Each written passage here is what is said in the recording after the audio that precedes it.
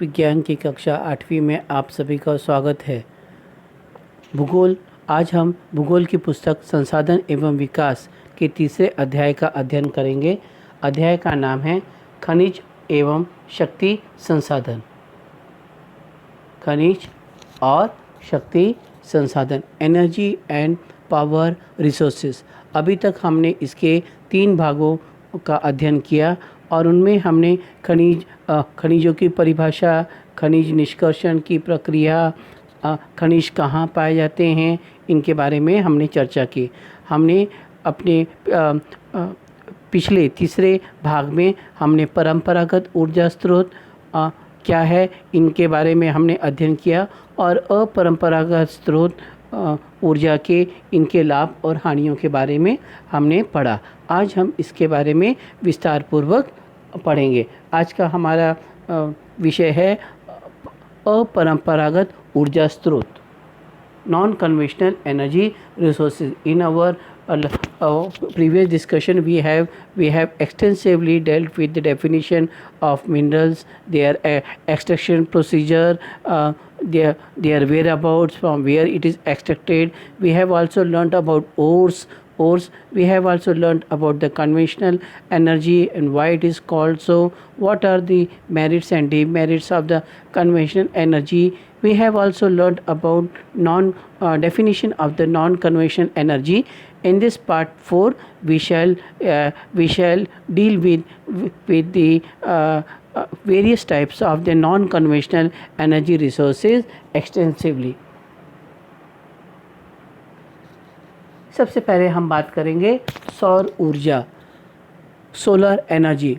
सूर्य प्रकाश की किरणों को जब फोटोवोल्टाइक सेलों अथवा बैटरियों के माध्यम से जब रासायनिक ऊर्जा में परिवर्तित किया जाता है उसे सौर ऊर्जा कहते हैं। सूर्य उसी संचित रासायनिक ऊर्जा को बाद में विद्युत में परिवर्तित किया जाता है। धूप की अधिकता वाले क्षेत्रों में इसका व्यापक उपयोग होता है, यानी जहाँ पर पूरे वर्ष पर उच्च तापमान रहता है, आकाश स्वच्छ रहता है, खिली धूप रहती है, वहाँ पर सौर ऊर्जा का अधिक इस्तेमाल होता है। भारत का सबसे बड़ा सौर ऊर्जा संयंत्र भुज के निकट माधवपुरा में स्थित है, जहाँ सौर ऊर्जा से दूध के बड़े बर्तनों को कीटाणु मुक्त किया जाता है। अभी राजस्थान और गुजरात का ये इलाका है, ये कर्कवृत्त पर स्थित है। यहाँ पर सूर्य की किरणें साल में एक बार लंबवृत्त पड़ती है, सीधी पड़ती है और ये काफ़ी शुष्क प्रदेश है और इसीलिए यहाँ पर सौर ऊर्जा का अधिक इस्तेमाल किया जाता है। सौर ऊर्जा का उपयोग सौर तापक और सौर कुकर, सोलर ड्रायर के साथ साथ यातायात संकेत और समुदायों को रोशनी देने के लिए भी होता है। यानी जो ये सोलर लाइट सिस्टम है, सोलर सिग्नल है, सोलर कुकर है, ये सभी सौर ऊर्जा से चलते हैं। इस चित्र में आप देख सकते हैं कि सूर्य दिखाया जा रहा है और ये है सूर्य और ये है सोलर पैनल। इन्हीं सोलर पैनलों के माध्यम से जो विद्युत प्रवाहित की जाती है। This is the diagram of the solar energy where this solar panel utilizes the energy of sun, and hence the chemical energy of the sun is get converted into electrical energy. Solar energy. When the mechanical energy of the sunlight gets converted into the chemical energy in the photovoltaic cells or batteries, and later it gets converted into the electrical energy and heat, is called an solar energy. In this energy, the mechanical energy of the sun converted into the heat and electrical energy. See, the sun is the biggest source of heat and energy. The sun's corona's temperature is near about 4,60,000 60,000 degree Celsius, and it generates tremendous amount of the heat and energy, and thus a technique is developed to harness the extensive sunlight into the electrical energy. In this energy, the mechanical energy of the sun gets converted into the heat and electrical energy. It is widely used over the torrid zones of India, which receives high amount of insolation. What is insolation? Insolation means the total amount of heat received by the sun, received by the earth. Earth is called insolation. India's biggest solar energy plant is located at Madhapura near Bhuj, Gujarat, where it is widely used for the pasteurization of big container. Solar energy is widely used in solar heater, solar cooker, solar dryer, traffic signals, and for community lighting, means street light, railway signal, traffic signals, in the form of the solar cooker, solar heater.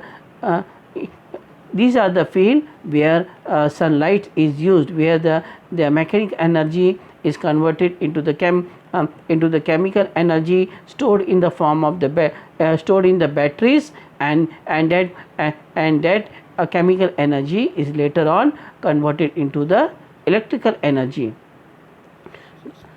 इस चित्र को ध्यान से देखिए। यहाँ पर एक experiment दर्शाया गया है। एक प्रयोग आपकी किताब में दिया गया है।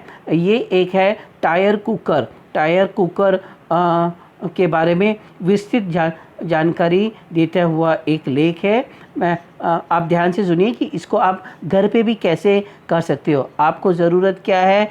केवल एक एल्यूमिनियम के ढक्कन वाले बर्तन की, एक पेंट की, और एक कार के टायर की, और कांच। ये केवल इतना ही साहित्य आपको इनकी ज़रूरत है, और बन गया आपका सोलर कुकर। सबसे पहले क्या करना है? जो एल्यूमिनियम का जो आपका बर्तन है, उस बर्तन को उन बर्तन के बाहरी आवरण को आपको क्या करना है? काले पेंट से रंग देना है। और फिर जो आपने कार के टायर ट्यूब ली है, कार के पहिए की जो ट्यूब ली है, उसको आप सबसे पहले उसमें पूरी तरह से हवा भर दीजिए।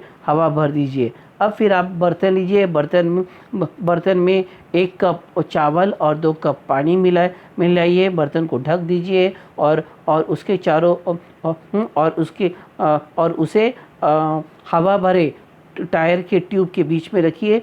उसके ऊपर कांच रखिए। क्या होगा? सूर्य की जो रोशनी इन पर पड़ेगी, जो टायर की जो ट्यूब है उसमें जो हवा है वो गर्म होगी, और कांच और बर्तन के ऊपर रखा हुआ कांच क्या काम करेगा कि जो गर्म हवा है उसको बाहर वायुमंडल में जाने से रोकेगी, उसको अवरुद्ध कर लेगी। इससे क्या होगा कि जो गर्मी है वो आपके बर्तन के चारों ओर ट्रैप हो जाएगी, और इससे जो आपका जो चावल है वो पूरी तरह से पक जाएगा। मैं पढ़ के सुनाता हूँ। सौर कुकर कार की एक पुरानी ट्यूब ले और इसमें हवा भरकर लकड़ी के एक चबूतरे पर रखे। एल्युमिनियम के नलीदार बर्तन को बाहर से काला कर दे और इसमें 1 कप चावल के साथ 2 कप पानी मिलाइए। इसको एक ढक्कन से बंद कर दे और उसे ट्यूब के भीतरी हिस्से में रखे। अब शीशे के एक फ्रेम को ट्यूब के ऊपर रखे और इसे धूप में खड़ा कर दे, यानी धूप में रखे।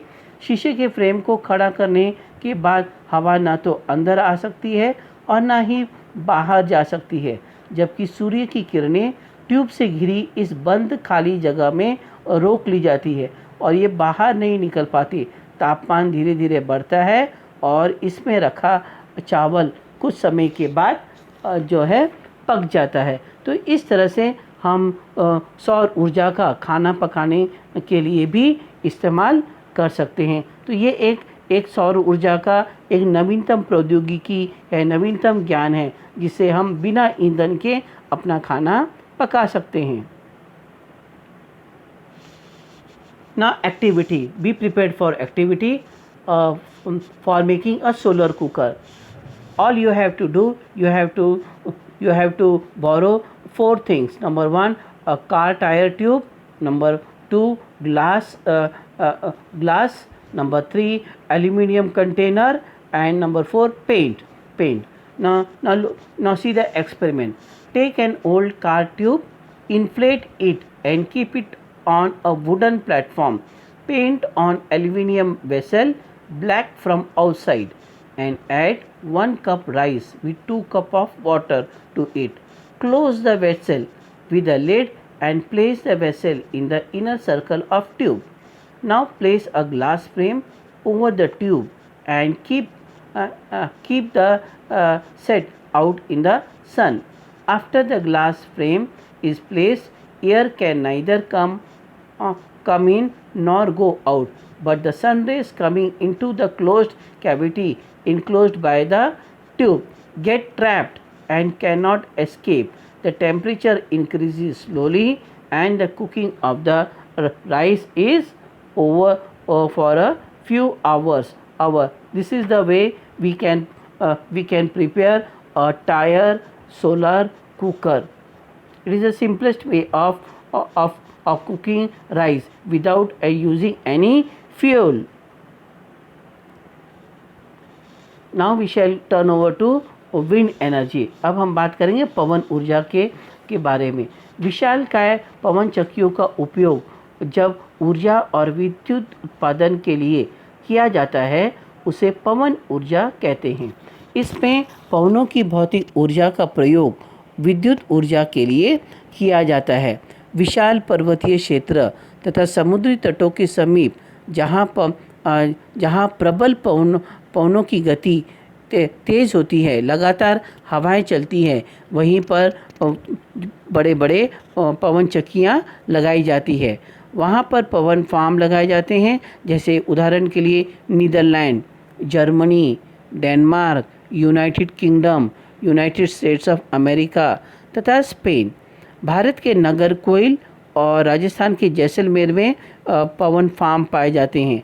विश्व का प्रथम सौर और पवन चलित बस अड्डा स्कॉटलैंड में है. ये ब्रिटिश आयल के पास है, अटलांटिक महासागर के पास है. नीदरलैंड, जर्मनी, डेनमार्क इत्यादि देश भी अटलांटिक सागर के आसपास स्थित है.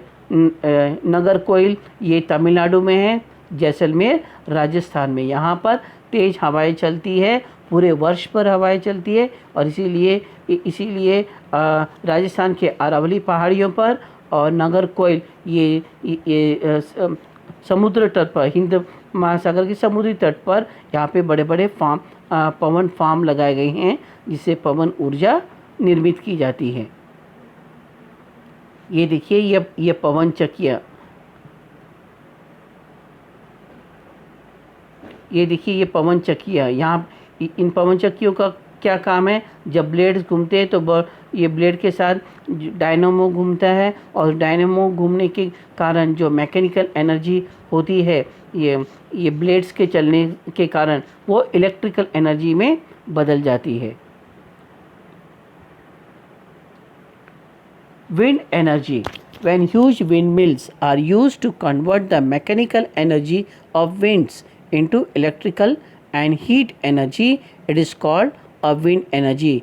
In this type, to harness wind energy, we have to install huge windmills attached with the dynamo. When the blades of the windmills rotate with the wind, with the blowing of the winds, what happened? The mechanical energy energy converted in the dynamo is converted into the electrical energy, and this way we generate energy. In this, the physical force of wind is used to move the blades of the windmill to generate energy. Physical force of wind is used to move the blades of the windmill to generate energy, which is attached to the dynamo of the turbine. It is installed over mountains, plateaus, peak, or near coastal areas of those places that experiences strong and continuous winds. For example, Netherlands, United Kingdom, Denmark, and Spain. In India, winds farm are found in Nagarcoil. Nagarcoil, that is, it lies in Tamil Nadu, south of Tamil Nadu, near the Indian Ocean, and Jaisalmer. Jaisalmer is the second place.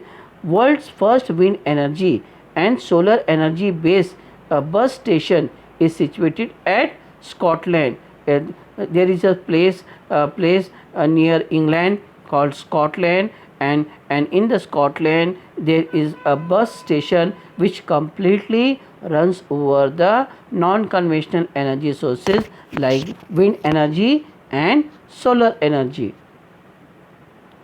Now we shall talk about nuclear energy. अब हम बात करेंगे परमाणु ऊर्जा के बारे में। परमाणु ऊर्जा में क्या होता है, जो रेडियोधर्मी पदार्थ होते हैं जैसे यूरेनियम हो गए, थोरियम हो गए, क्रिप्टॉन हो गया, उनका रिएक्शन होता है, उनका फिशन रिएक्शन होता है एक न्यूट्रॉन के साथ, और उसके कारण क्या है, उसके कारण एक प्रचंड मात्रा में एनर्जी जनरेट होती है और इस तरह से निर्मित ऊर्जा को हम क्या कहते हैं, परमाणु ऊर्जा। देखिए परमाणु ऊर्जा में ये एक न्यूक्लियर रिएक्टर है। न्यूक्लियर रिएक्टर में ये रेडियोधर्मी पदार्थ है, उनका विखंडन होता है, और विखंडन ये होने के कारण बड़ी मात्रा में ऊर्जा निर्मित होती है, जिससे जनरेटर्स और टरबाइंस चलाए जाते हैं और उससे विद्युत ऊर्जा निर्मित होती है। परमाणु ऊर्जा, न्यूक्लियर एनर्जी। परमाणु ऊर्जा प्राकृतिक रूप से प्राप्त रेडियो सक्रिय पदार्थ जैसे यूरेनियम और थोरियम के परमाणुओं के केंद्रक में संग्रहित ऊर्जा से प्राप्त की जाती है। ये पदार्थ नाभिकीय रिएक्टरों में नाभिकीय विखंडन का मतलब न्यूक्लियर फिशन से गुजरते हैं और ऊर्जा उत्सर्जित करते हैं। परमाणु ऊर्जा के सबसे बड़े उत्पादक हैं संयुक्त राज्य अमेरिका और Europe, United States of America and Europe. ये परमाणु ऊर्जा के सबसे बड़े उत्पादक प्रदेश हैं। भारत के राजस्थान, झारखंड में यूरेनियम पाया जाता है। भारत के राजस्थान और झारखंड में यूरेनियम पाया जाता है, और केरल की मोनोज़ाइट रेत में थोरियम के निक्षेप पाए जाते हैं। केरल में एक प्रकार की रेत पाई जाती है, उसको मोनोज़ाइट रेत कहा जाता है। उसमें थोरियम नाम का ये रेडियोधर्मी पदार्थ पाया जाता है, उससे नाभिकीय ऊर्जा पैदा की जाती है। भारत के मुख्य परमाणु केंद्र, nuclear energy plants in India. सबसे पहले महाराष्ट्र में कहाँ पर है, तारापुर में परमाणु ऊर्जा केंद्र है। तमिलनाडु में कल्पक्कम, तमिलनाडु के कल्पक्कम में है। उत्तर प्रदेश में नरोरा, कर्नाटक में कैगा, राजस्थान में कोटा, और गुजरात में काकरापारा। गुजरात में कौन सी जगह है, काकरापारा, यहाँ पर परमाणु ऊर्जा केंद्र है। Again I am repeating for all of you, there are 6 major nuclear power plants in India. One in Maharashtra, that is Tarapur; in Tamil Nadu, Kalpakkam; Uttar Pradesh, Naroda; Karnataka, Kaiga; Rajasthan, Kota; Gujarat, Kakrapara. So these are the prominent nuclear power plant situated in India. इस map को आप लक्ष्य पूर्वक देखिए। यहाँ पर इसकी स्थिति दर्शाई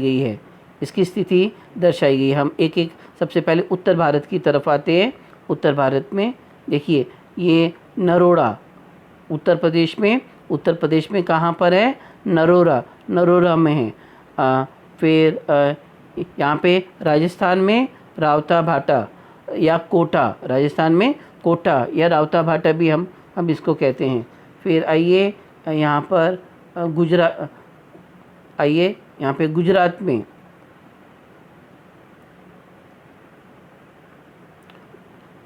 हाँ, गुजरात में काकरापारा, महाराष्ट्र में तारापुर, कर्नाटक में कैगा, और तमिलनाडु कल्पक्कम,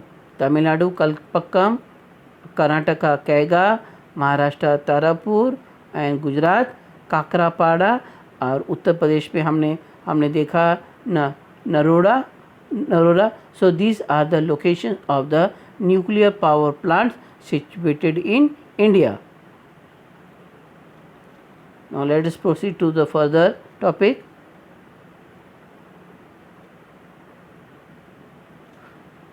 जियोथर्मल एनर्जी, भूतापीय ऊर्जा।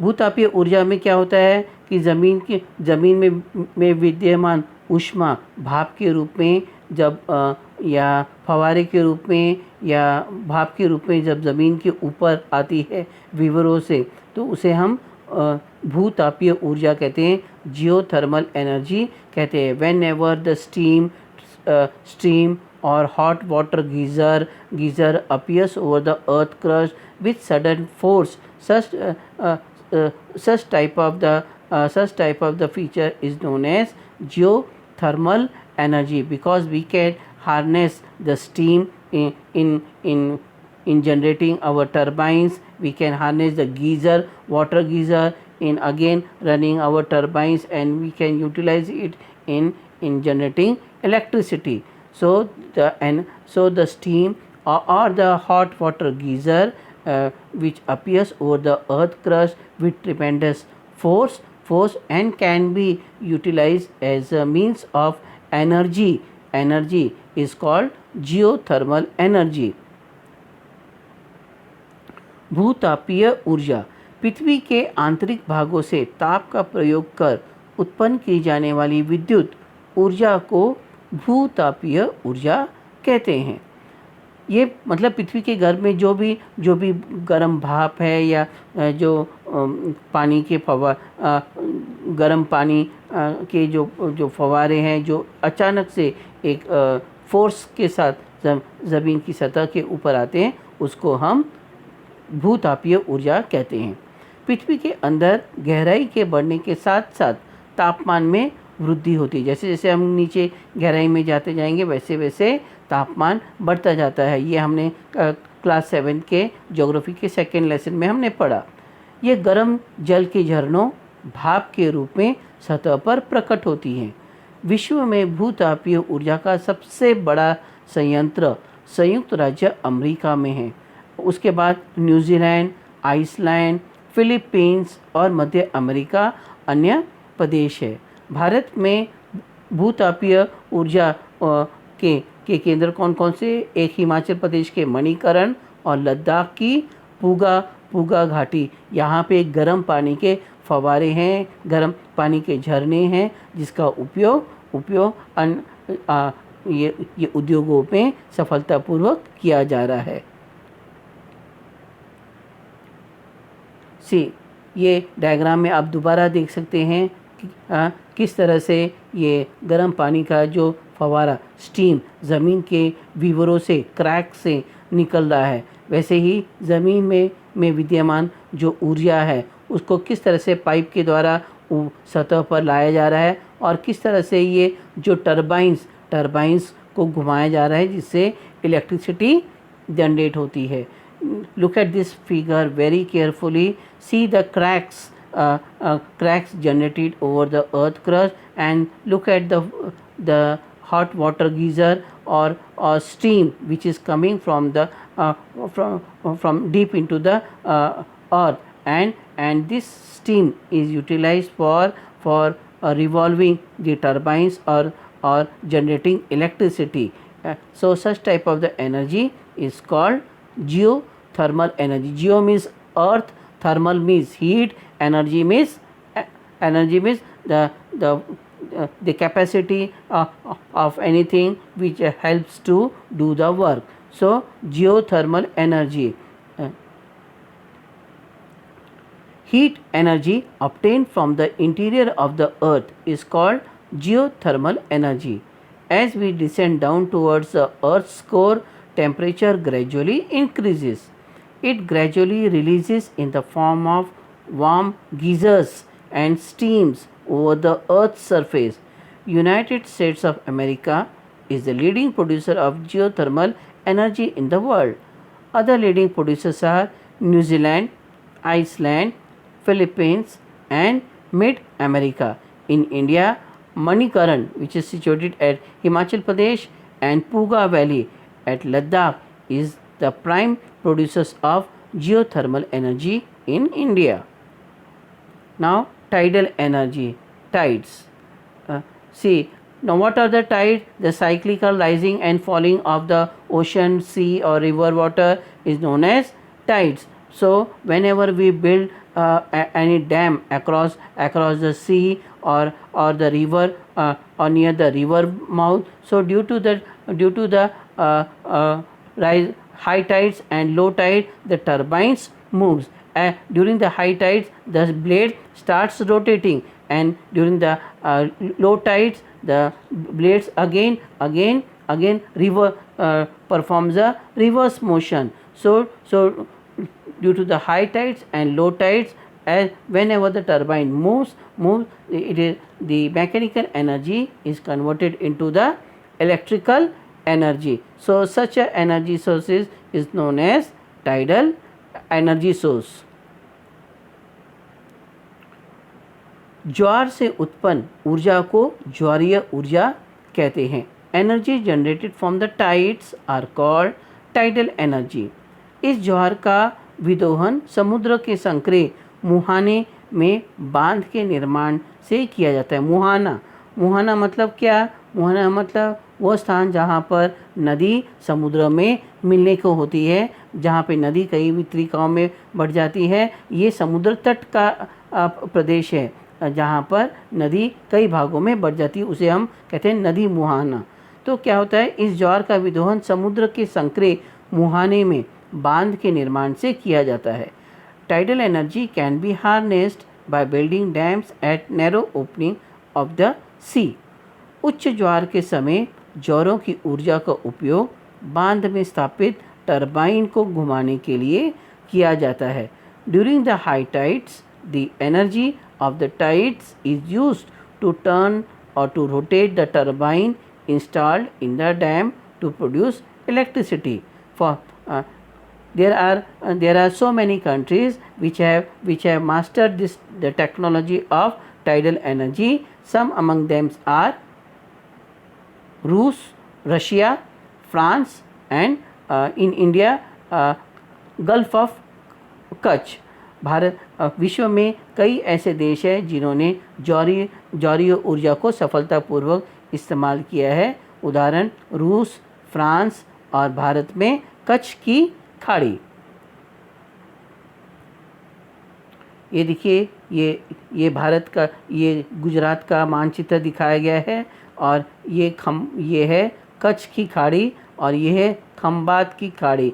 यहाँ पर ज्वारीय ऊर्जा संयंत्र लगाया गया है जो भारत में सबसे ज़्यादा ऊर्जा उत्पन्न करती है.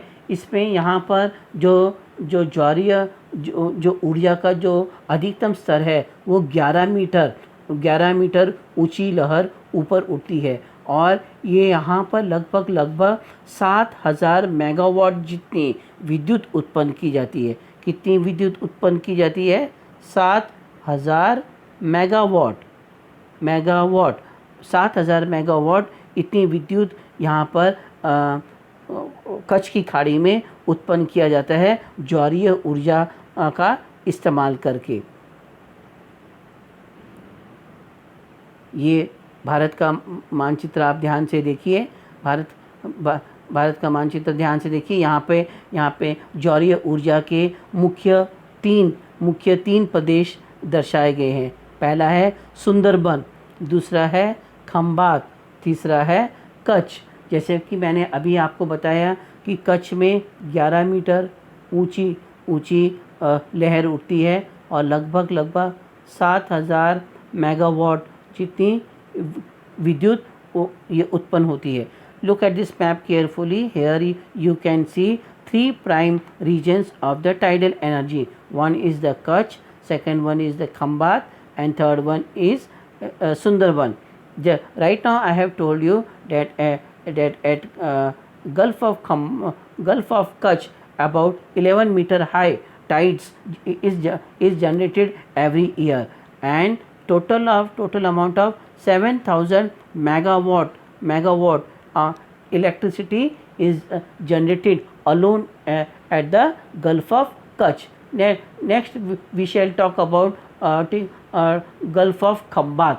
Gulf of Khambat. Here maximum amount of the tidal range is about 8 to 11 meter, and the potential energy is generated about 1200 megawatt.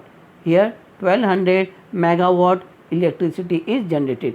Khambhat की खाड़ी में जो ज्वार है, अधिकतम ज्वार का जो स्तर है वो 8 मीटर से लेकर 11 मीटर के करीब है, और यहाँ पर सालाना 12,000 मेगावाट जितनी विद्युत उत्पन्न की जाती है। यह है सुंदरबन का डेल्टाई प्रदेश। यहाँ पर लगभग 5 मीटर जितनी ऊंची ज्वार उठती है, और यहाँ पर लगभग 100 मेगावाट जितनी विद्युत उत्पन्न होती है। Look at the Sundarban delta region, 5 metre high tides is generated maximum, and it generate near about 100 megawatt electricity every year. Its capacity is 100 megawatt. So this way India is able to harness the tidal energy in a significant way. Now let's turn over to the next topic.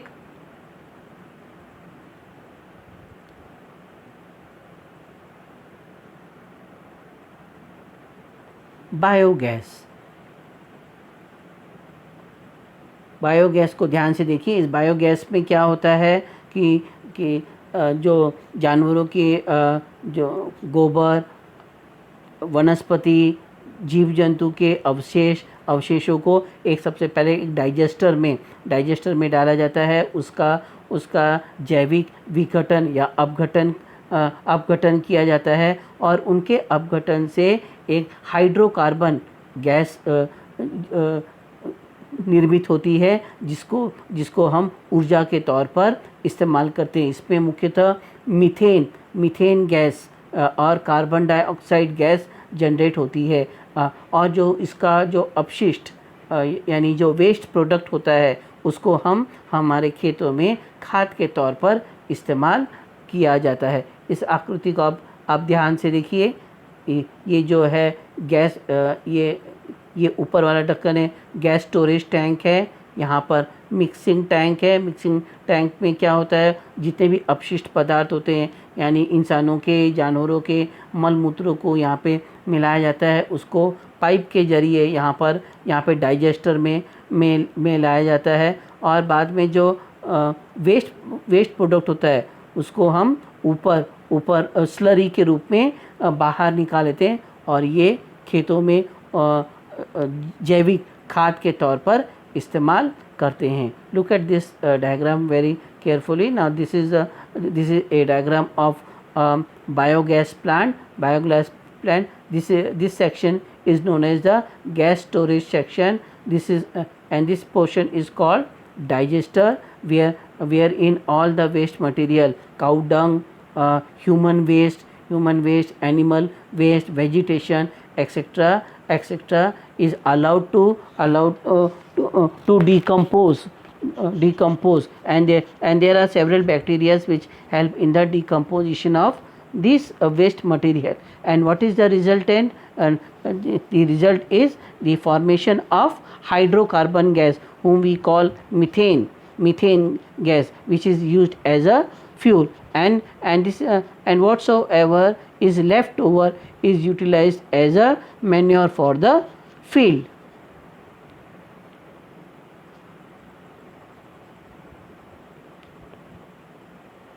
Now we shall turn over to the definition. अब हम इसके परिभाषा की तरफ ध्यान देंगे। जैविक अपशिष्ट पदार्थ जैसे मृत पौधे और जंतुओं के अवशेष, पशुओं का गोबर, रसोई के अपशिष्टों का विघटन बायोगैस संयंत्र में बैक्टीरिया द्वारा होता है। यानी यहाँ पे बैक्टीरिया जो है उनका अपघटन या विघटन करता है। इस प्रकार के जैविक अपघटन के परिणाम स्वरूप ज्वलनशील वायु का निर्माण होता है। यह वायु मीथेन और कार्बन डाइऑक्साइड वायु का मिश्रण होता है। बायोगैस संयंत्र से उत्पन्न कचरे का खाद के रूप में उपयोग किया जा सकता है। Now what is biogas? Biogas is the structure wherein there is an anaerobic decomposition of organic waste like dead ruminants of plants and animals, animal dung and kitchen waste in the presence of bacteria and generate combustible gas called biogas. This gas is a mixture of methane and carbon dioxide. The waste generated in biogas is used as manure in the field, and this is the clear source of energy. But there is one disadvantage: it causes greenhouse effect. So this way we have come to the last part of our lesson. Thank you, धन्यवाद। ये जितने भी इसमें परिभाषा दी गई है, इन परिभाषाओं को आप अपनी होमवर्क नोटबुक में लिखेंगे। जहाँ जहाँ जो भी मानचित्र दर्शाए गए उन मानचित्र का भी आप अभ्यास करेंगे और इस लेसन के, इस पाठ के एक्सरसाइज के प्रश्न, अभ्यास के प्रश्न अपनी होमवर्क नोटबुक में आप पूरा करेंगे। इस तरह से ये हमारा पाठ समाप्त हुआ। धन्यवाद।